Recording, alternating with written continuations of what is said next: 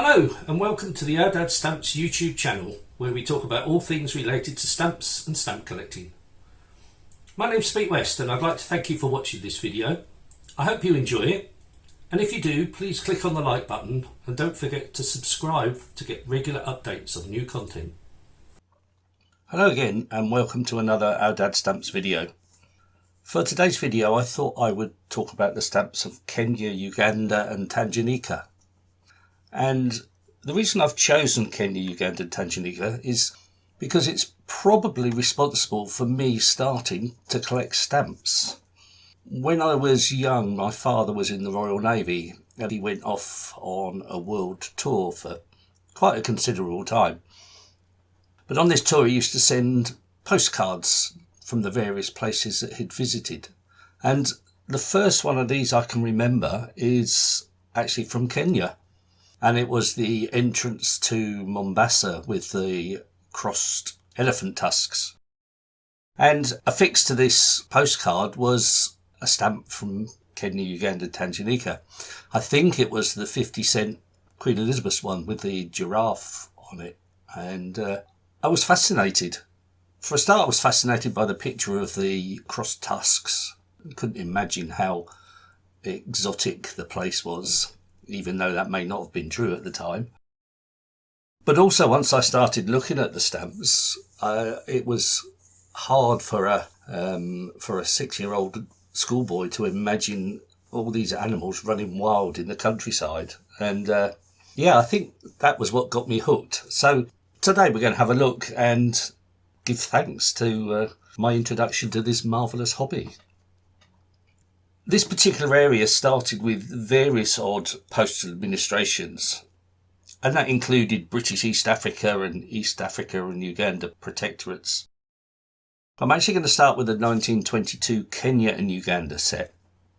And the reason I'm going to start with this one rather than the first Kenya, Uganda, Tanganyika set is simply because it's such an attractive set. The low values run from 1 cent to 75 cents. And they are an inset of King George V facing left, surrounded by palm trees. And they're in single colours, but those on their own are a really nice looking set. But it's when you get to the higher values that the set really shines. And it's a very similar image, but with the values in tablets on the four corners and the value written in words around the portrait of the king. The high values run from 1 shilling to £100. Now I really can't imagine what a £100 stamp would be used for. It's in the Stanley Gibbons catalogue, so that means it was available for postal use. But in 1920s, I can't on earth see what would have been sent for that sort of price range. And in actual fact, they're not catalogued in used values, so maybe it was never used for anything like that. The only thing I can imagine it was used for fiscal purposes, to pay taxes or something like that. But it's an amazing looking stamp. I don't have one. The £100 stamp catalogues at £160,000. I'm never likely to own one, to be honest. But it does look a very nice stamp, and I've taken images off the internet. For this particular video, I usually use my own stamps and scans of my own stamps. But I don't actually have a huge collection of Kenya, Uganda, Tanganyika stamps. So I've had to borrow some of these from various sources on the internet. And certainly the £100 one is off an auction site on the internet. But it's an amazing looking stamp. And as I said, I just can't believe the value of it. But you ever get the chance to see one, I very much doubt you'll get the chance to own one. But if you get the chance to see one, they are magnificent stamps. And in the Royal Collection, there's a corner set of 4 with plate numbers on it of this stamp. So that's priceless. In 1933, the postal administrations of Kenya, Tanganyika and Uganda amalgamated together. And they continued to release joint stamp issues up until 1976, after which each territory issued its own separate stamps. The first set of stamps was issued in 1935, which is King George V pictorial set. And this is a really nice set. The set itself shows various images from around the territory, and some of the designs are repeated, so you get the same image for the 1 cent and the 20-cent stamp, the same image for the 5 cent, 50-cent stamp, and so on. And the 10-cent stamp has the silhouette of a lion on the front, and that is matched with the £1 stamp, which does look quite impressive. And the £1 stamps catalogues at several £100, £300 mint and over £400 used.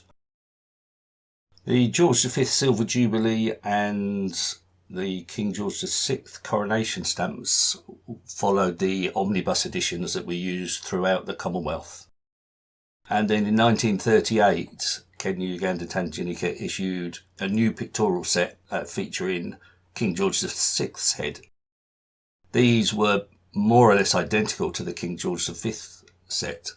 The set itself runs from 1 cent again up until the £1 value, but there are many varieties on this particular set, and it's well worth looking at as a set on its own. Sandy Gibbons lists over 70 possible variations from a basic 20 stamps. So you can see it's something you can really get your teeth into if you wanted to collect. There's different perforations that were used. There's slightly different shades that were used. There's a couple of mistakes that were corrected on various stamps. So there's an awful lot to collect. And there's a very good website that I found whilst I was researching this on King George VI stamps. And it lists and shows most of the different varieties for this set. I'll put a link in with the comments on this, and it's certainly well worth a look at that site.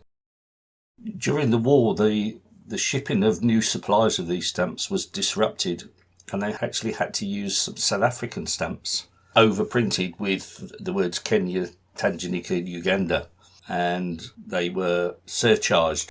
So you get a 5 cent on 1 penny, 10 cent on threepence, 20 cent on sixpence, and a 70 cent on 1 shilling. And like all South African stamps, these really need to be collected in pairs, featuring South Africa and South Africa in Afrikaans. They're not particularly expensive. The whole set is only catalogued at £25 mint, £15 used, but it is an interesting addition to the stamps of Kenya Uganda Tanganyika. The Queen Elizabeth set that was issued in 1954 features similar basic designs to the King George V and King George VI set, but each of them has been reworked to make a different look, and the £1 stamp is completely different and looks quite impressive. It's just a plain square frame with a picture of Queen Elizabeth on the front, but I think it's quite effective. And there are actually 2 different shades to this stamp, a brown, red and black, and also a Venetian red and black, and there's quite a considerable difference between the value of the two. The Venetian red and black is catalogue mint at £75 as opposed to the brown, red and black, which is only £20, so it's worth having a look at. In 1969, the Postal Authority completely redesigned the definitive sets, and it was a completely new style as well, with a single colour background with various images of flora and fauna of Kenya, Uganda, Tanganyika in the same colour. On the low values from 5 cents up to 65 cents, they are very easy to get hold of, very cheap to collect, but together they do look a very nice set. And then from a shilling up to 20 shillings, the high values are in slightly bigger format, and the Queen's head is generally a different colour from the main background of the stamp. But again, the whole set does look quite nice and is something very, very different from the stamps that have gone before them. The various countries gained independence at different times throughout the 60s. Tanganyika was the first to gain independence in 1961 and changed its name to Tanzania in 1965. Uganda followed with independence in 1962 and Kenya in 1963. But as I said earlier, the postal authorities continued to issue joint stamps which could be used in any of the countries up until 1976. And then all the countries went their own separate ways. And because Tanganyika changed its name, you find from 1965 onwards that the stamp have the name Kenya, Uganda and Tanzania, as opposed to Kenya, Uganda, Tanganyika. All the sets issued after the 1960 Queen Elizabeth definitive set are quite easy to get hold of and very, very cheaply priced, so it's not difficult to get a complete collection from that date onwards. It's the earlier stamps from this particular postal authority that I think are the interesting ones, and the ones that you should spend your time looking at and collecting. Just to give you some idea of values, the King George V set catalogues at around about £500, complete set of 14, used and mint. The King George VI set catalogues at about £250 mint and only £50 used. But as I said, there are numerous varieties, and it's the varieties that are going to command the values.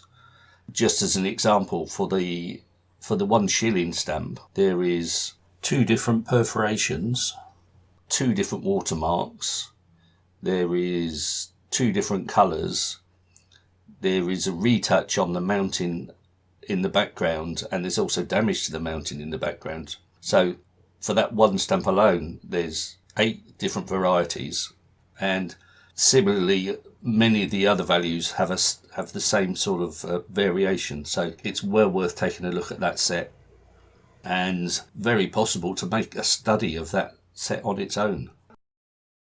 And finally, the 1954 Queen Elizabeth set catalogues at £150 mint and £32 used. So they're not cheap, but they're not necessarily out of the question either. It's well worth a look at those 3 sets. Well, that was a very short introduction to the stamps of Kenya, Uganda, Tanganyika. As I said, each of those countries went on to produce their own stamps individually from 1976 onwards, and each one is well worth looking at and have produced some very nice stamps if you wanted to continue with the collection. My aim for this video was just to show you the Kenya, Uganda, Tanganyika ones, and to share with you my reason for collecting stamps, really. So I hope you've enjoyed it, and we'll see you again in a few weeks' time. Thank you for listening to the podcast. I hope you found it interesting and enjoyable. Don't forget you can visit my online stores at eBay and Delcamp under the name of Ourdadsstamps, where I have over 2,000 items for sale. Please join us again in 2 weeks' time for another edition of Ourdadsstamps podcast.